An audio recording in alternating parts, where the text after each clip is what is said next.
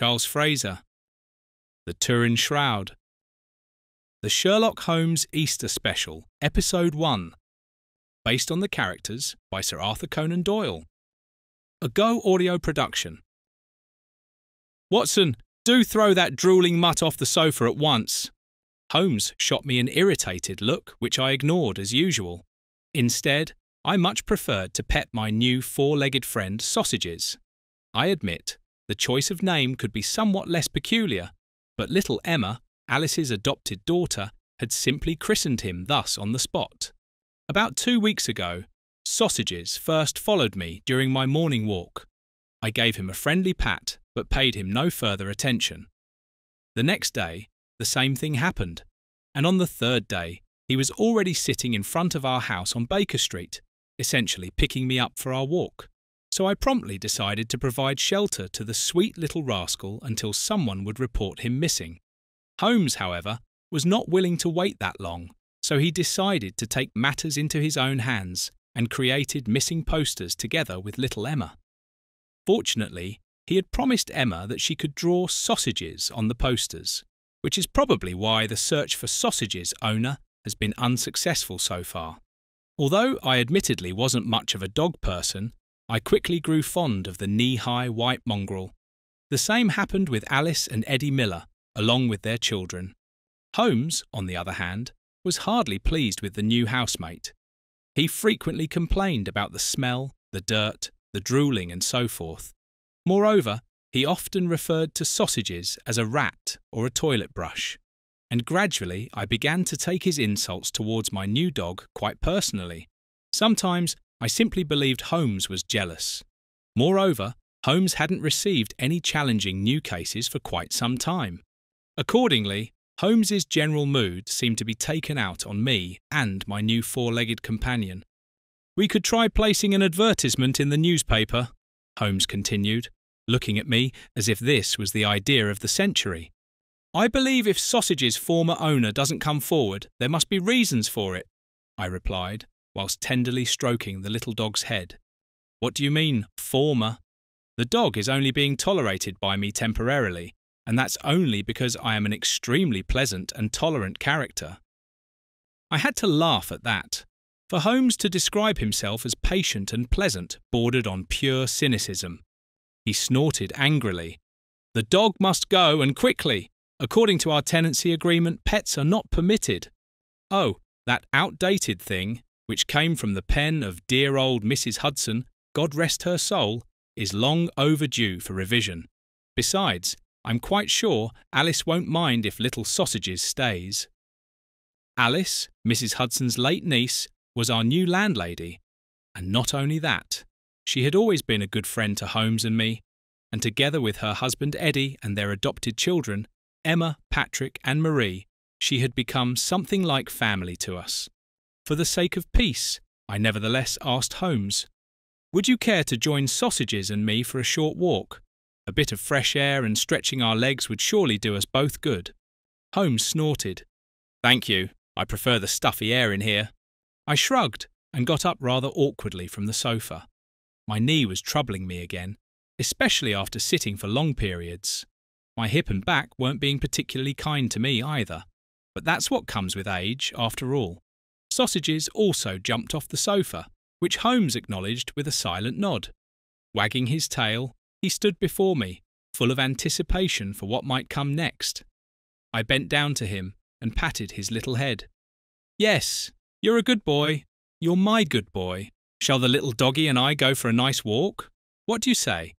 I beg you, Watson, do stop talking to that mutt as if it were an infant. It's absolutely unbearable." "Don't listen to nasty Holmes," I said, continuing to pat Sausages. "You're a fine little dog and not some mutt. No, we'll leave the old grump alone and go for a lovely walkies. Holmes slapped his forehead with the palm of his hand, whilst I grabbed the lead and left the old grouch on his own. I walked with Sausages down Baker Street for a bit, then turned into York Street and removed the poster from the tree that described my found dog, crumpled it up and furtively slipped it into my coat pocket. I felt content and almost happy for the first time in a long while. The dog was good for me. I had a purpose again, an occupation, a friend who belonged with me and by my side. I enjoyed the first warm rays of sunshine that spring was slowly bringing with it. Easter was only a few days away, and I was pondering how I could bring joy to Alice's children. Perhaps I could persuade Holmes to dye Easter eggs. Maybe I could present the idea to him as some sort of chemical experiment. I ought to discuss this with Alice. I was completely lost in thought when I finally reached 221 Baker Street and observed a man who, judging by his attire, must have been a priest, comparing our address with the letter he held in his hand. My heart began to beat a little faster. Hopefully the man hadn't come because of sausages. Was this perhaps his owner, delighted to finally be able to embrace his little dog again? I observed Sausages, who at that moment only had eyes for the bush at the side of the road, and was thoroughly sniffing it before lifting his little leg and leaving his scent mark. I decided to approach the man and speak to him. "Excuse me, perhaps I can be of assistance?" As I did so, I carefully observed the priest to see how he would react to Sausages, but to my relief, he paid no attention whatsoever to the dog. The priest looked me up and down for a brief moment and then said, "I'm looking for 221B Baker Street. However, the house number here only shows 221. Would you happen to know if I'm in the right place?" I smiled and nodded. "Yes, you are. I live here at 221B. May I ask whom you're here to see?" "Then you must be Sherlock Holmes." "Oh, it's an honour, Mr. Holmes." No, I interrupted the man. "I am his flatmate, Dr. Watson. Please do come with me. I'll take you to Mr. Holmes." The man followed me gratefully. I just hoped that Holmes's mood might have improved somewhat in the meantime. At the same time, I wondered what the priest could want from Holmes. Perhaps a new case. Probably a candle had been stolen from a grave. Holmes would go ballistic. When I entered our flat with the priest, Holmes didn't even consider it worth the effort to look up. Instead, he just grumbled, "You're back already? You could have enjoyed your walk for much longer." I cleared my throat loudly, which finally made Holmes look up from his reading. "And who might you be?" he asked in an unfriendly tone, clearly assuming this would be just another boring case unworthy of Holmes's attention. The priest stepped forward and extended his hand in greeting towards Holmes. "I am Father Stephen, First Secretary to the Dean of Westminster. I have been instructed by him to deliver this most urgent letter to you personally." He handed Holmes the envelope. Expectantly, Holmes took the letter and opened it immediately, without his usual meticulous examination. After a few lines, Holmes's eyebrows shot upwards, which was an unmistakable sign that he found the contents to be of the utmost interest. "The letter is from Maurilio Fassati himself," Holmes stated. "Maurilio who?" I asked cluelessly. Before Father Stephen could answer, Holmes had already launched into a biting comment. "If you didn't spend all your time with that drooling lapdog, and instead stuck your nose in the newspaper more often, you would know that Maurilio Fassati is the Cardinal of Marcello, newly appointed in March by Pope Pius the Mainz." "Ah," I said emotionlessly, "and where exactly is this cardinal supposed to reside?" "In Turin Cathedral, the Duomo di San Giovanni." Holmes shared his knowledge. "Most impressive, sir," said Father Stephen approvingly. "Are you aware of the contents of this delicate letter?" Holmes asked the priest. He shook his head. "No, I am not. I only know that the letter is from the venerable Cardinal Fassati." "In that case, thank you for delivering it.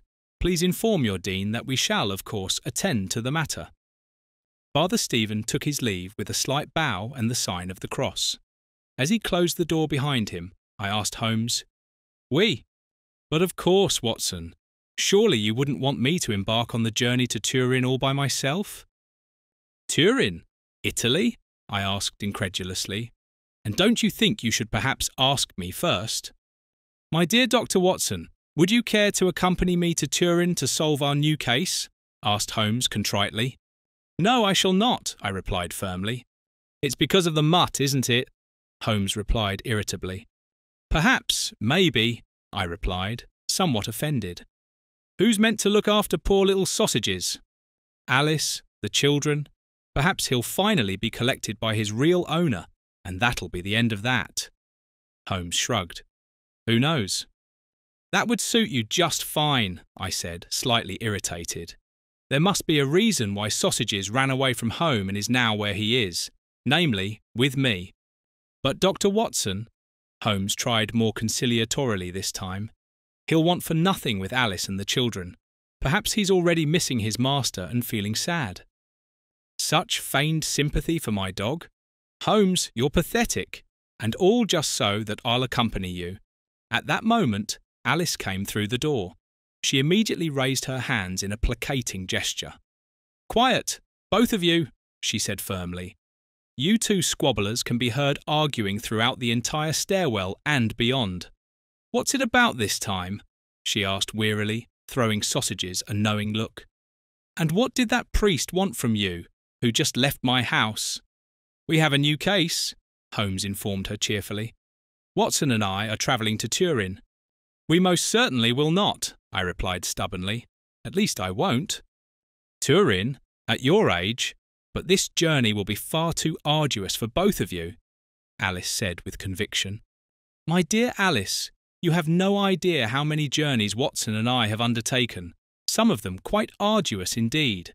In comparison, the trip to Turin is merely a stone's throw away for us, Holmes boasted. I'm coming with you, Alice said unexpectedly. No, you will not. Firstly, we don't want to return home with another 5 rescued children, 3 dogs and 6 cats, and perhaps even a new housekeeper. No, you'll stay right here. And secondly, who else would look after poor Sausages if you were to travel with us? Alice pondered for a moment. I'm afraid you're right. I can't leave my children alone for that long, and of course, especially Eddie. She winked at us conspiratorially. God only knows what mischief they might get up to. Holmes breathed a sigh of relief. That's very prudent of you, Alice. Oh, don't pretend. You're actually pleased that I'm not coming along to boss you both about. She gave Holmes a friendly poke in the side. But dear Dr. Watson, please reconsider. Accompany Holmes to Turin. If not for any other reason, then do it for my sake. As she said this, she gazed deeply into my eyes with her "no one can refuse Alice" look. I sighed deeply. What is this mysterious new case actually about which you are so eagerly looking forward to? The venerable Cardinal Fassati must have remembered the attempted attack on the conclave that we prevented. That's why he commissioned us to find the missing shroud. You mean the famous Shroud of Turin? I asked excitedly. Precisely. It goes without saying that this requires the utmost discretion from us, and from you too, dear Alice. The general public is not yet aware that the shroud has been stolen. What exactly is this all about? Asked Alice. The Shroud of Turin is said to be Jesus' burial cloth. It has been kept in the chapel of the Holy Shroud in Turin Cathedral since the late 17th century. It is made of linen, nearly 4.5 meters long and just over 1 meter wide. On both the front and back, the cloth shows a full-body image of a person whose face is believed to be that of Jesus of Nazareth. Holmes explained to us. Should be or is? Asked Alice in her own direct manner. Most definitely claimed to be, replied Holmes. The first written source mentioning the shroud dates back to the mid-14th century. As early as 1389, the Bishop of Troyes submitted a letter of complaint to Pope Clement VII, accusing the Church of fraudulent and deceptive conduct driven by greed. The shroud was allegedly cunningly painted by a skilled artist, with the Church's full knowledge. Subsequently, Pope Clement VII ordered silence regarding his views on the shroud, under threat of excommunication. Alice let out a quiet whistle. Well, I never! You also doubt the authenticity of the cloth? I asked Holmes. You know that I'm not a great advocate of religious views and customs. I've never seen the shroud in person or been able to analyse it. The Church itself doesn't classify the shroud as a relic, but rather as an icon. Thus, it can be viewed as an existential connection to what is depicted. If you ask me, I think it's absolute nonsense. But perhaps I'm simply not faithful enough? What about you, Watson? I find it hard to imagine that the Church would accept such a deception, or indeed be responsible for it themselves. That is your opinion, and you are certainly entitled to it. I suggest we begin searching for it as soon as possible. Perhaps we two insignificant Englishmen can shed some light on the Italian, possibly intrigue-ridden, ecclesiastical society. Now I faced the mighty task of packing a suitcase for myself, an old man. Wistfully, I remembered the days when this endeavour took no longer than a few minutes. These days, I was pondering which various ointments for joint pain and pills for all sorts of possible ailments I should pack. Of course, ginger root was right at the top of my packing list. After all, I owed my restored well-being to it on our last journey. I also had to write down instructions for Alice regarding sausages, what to feed him, exactly when, and so forth. My little dog. How would I manage to cope for so long without him? Nostalgically, I scratched the little fellow behind his ear while making a decision. The next morning, Holmes was already waiting with Alice by the car, as she wanted to drive us to the station. From quite a distance, I could hear Holmes grumbling that we would miss our train if I continued to dawdle. Very carefully, I lugged my fully packed travel bag down the stairs. "Watson, what's taking you so long? The train won't wait for us," Holmes scolded me. Alice wanted to help me with my heavy bag straight away, but I declined like a gentleman and placed the bag next to me on the car's back seat. "Whatever in the world have you packed, Watson?" Holmes shook his head in utter bewilderment.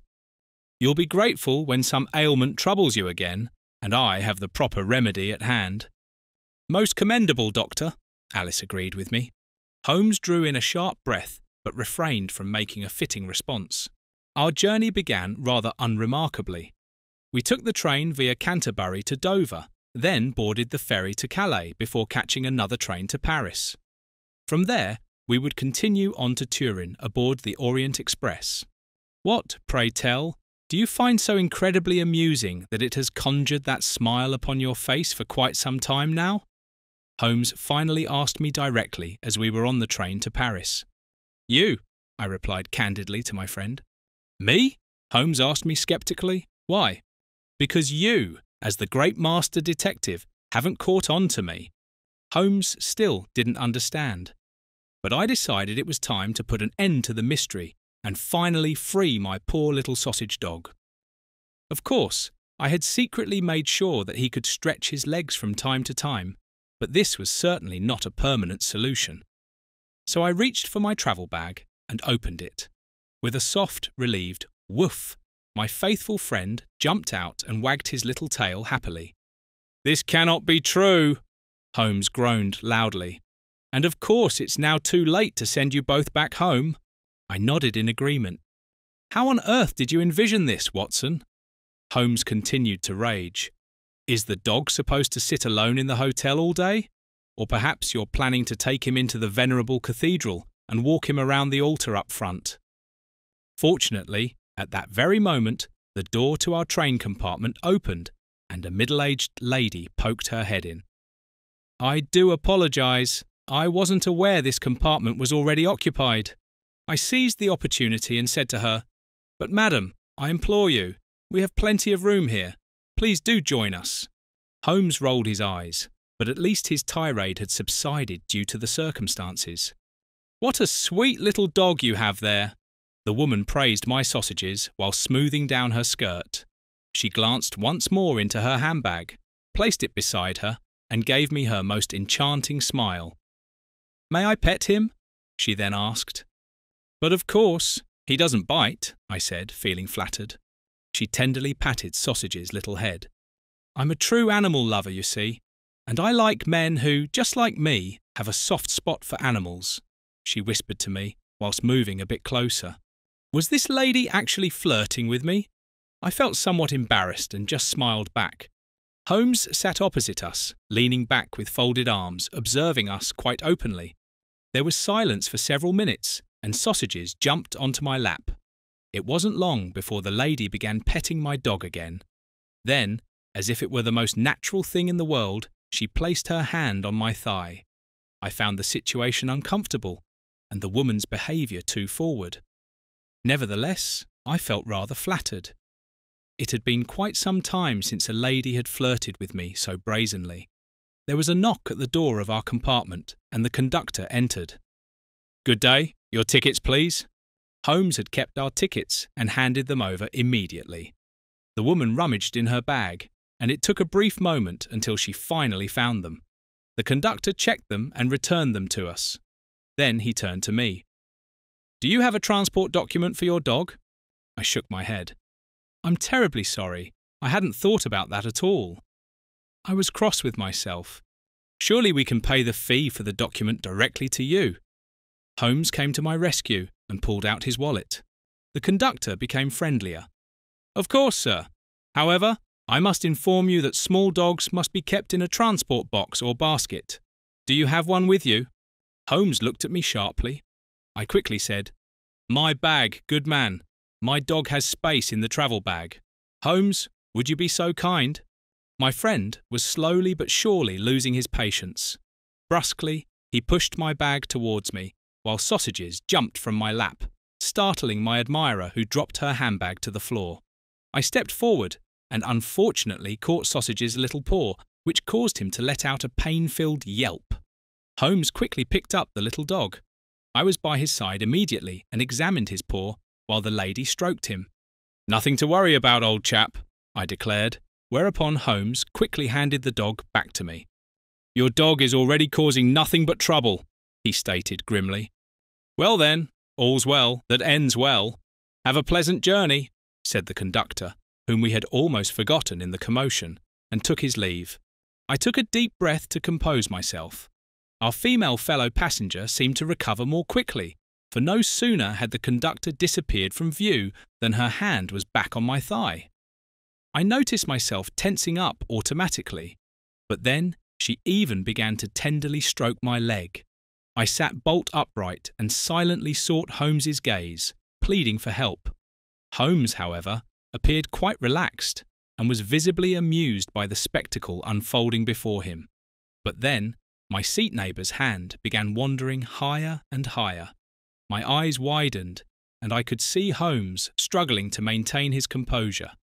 I felt myself growing terribly hot, and my face must have turned bright red. "We've arrived," Holmes said suddenly, but this still didn't prompt the lady to remove her hand from my lap. I hastily stood up and muttered some sort of apology. "I haven't even told you my name yet," the intrusive woman whispered in my ear. "I'm Camilla. I would be delighted if we could meet again soon." She took her handbag and rummaged through it. "Just a moment, please. I'll give you my address. Perhaps you'd like to come and visit me sometime." "Not necessary," I protested, and Holmes smugly added, "If fate wills it, you shall meet again." "Help! I've been robbed!" she suddenly shrieked, contrary to what I had expected. Her face turned deathly pale, and she began to stammer. "My purse! Someone has stolen my wallet. It's gone." "Do calm down first," Holmes tried to appease her. "It probably fell out of your bag earlier during the incident with the dog." Together, the three of us began searching the floor. We also scoured all the crevices of the seats, but the purse remained missing. "Are you absolutely certain that you even had it with you?" Holmes pressed. 100%, came the lady's confident reply. "I actually saw my purse when my bag fell down. I put it back in my handbag and placed it beside me again." "Therefore, there is only one explanation," said Holmes. "And what would that be? The purse can't just disappear on its own, can it?" said the woman. "Precisely," Holmes replied. "That's why there can only be one perpetrator, or let's call him a thief. It was the conductor." "The conductor?" the woman and I exclaimed in unison. "But as a conductor, one is surely a trustworthy person," I said with conviction. "Do you really believe you're suspecting the right person?" "That's not up for debate," Holmes replied sternly. "And it doesn't take a master detective to put two and two together. If you haven't taken the purse and I don't have it, only the conductor can be left as the culprit. Come on, Watson, grab your bag. Madam, please come with us. We'll get off quickly to confront the conductor straight away." Hastily, I put the sausages in my travel bag and tried to quickly yet carefully manoeuvre it out of the train behind Holmes. We took a few steps back from the platform to make absolutely certain we wouldn't miss the conductor when he left the train. Fortunately, this was the terminus. It took only a few minutes before the conductor left the last carriage. Holmes took up pursuit and hurried after him with quick strides. When he was roughly level with the thief, he planted his walking stick far to the right, thus tripping the man. He fell unexpectedly flat on his face, full length on the ground. Camilla and I hurried over to the two of them. Holmes was already helping the man back to his feet, apologising what felt like 100 times, whilst brushing the dust off the man's uniform with his hands. A skilled reach into the conductor's breast pocket finally produced a pink purse bearing the initials CSP. Holmes held it under the thief's nose and asked, "Is this yours, or did you nick it from the lady's pocket in our compartment?" The man was too perplexed to give Holmes any sort of answer. So we handed the thief over to the railway police. To show her gratitude, Camilla gave Holmes and me a peck on the cheek and slipped her address into my coat pocket.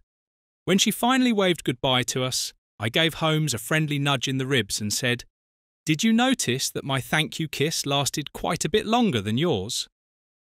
"I did notice that," Holmes agreed with me. After a while, he said, "But I noticed a lot more about Camilla, didn't you? She was rather flirtatious. That's not really my style.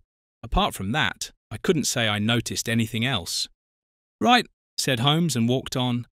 "No, no, my dear fellow," I said, hurrying after him. "You're not going to brush me off with your simple good. Tell me at once what you noticed about Camilla." Holmes stopped and turned to face me. "I bet you that Camilla used to be a Constantine." I needed a moment to process the words and reflect on what I had heard. "Are you suggesting Camilla is not what she seems?" I asked indignantly. "Yes, that's what I believe, Watson. Did you not notice the very prominent Adam's apple? And if you had looked the lady in the eyes, rather than bashfully at the ground, you would have noticed the cleanly shaved upper lip stubble. The lady's calves were quite telling, as were the large hands and broad shoulders. Oh, one notices quite a lot when paying proper attention." "You mean rather like with the burial shroud we're looking for?" I asked. "Exactly right, Watson. We shall see if it also turns out to be a sham." You were listening to Charles Fraser, The Turin Shroud, the Sherlock Holmes Easter Special, Episode 1, based on the characters by Sir Arthur Conan Doyle. A goaudio production.